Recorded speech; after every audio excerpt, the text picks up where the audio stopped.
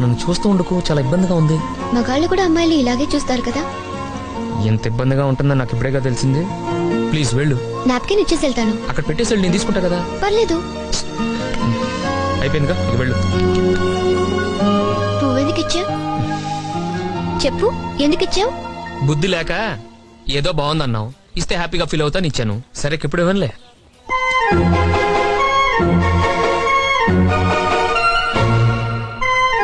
చెయ్యొద్దులు. వదలను. ఏం చేస్తావు? ఏం చేస్తాం? కాళ్ళు పట్టుకొని బతిమాలతాం. చేయి పట్టుకొని పిలుస్తుంటే కాళ్ళు పట్టుకుంటానంటావేంటి నువ్వు?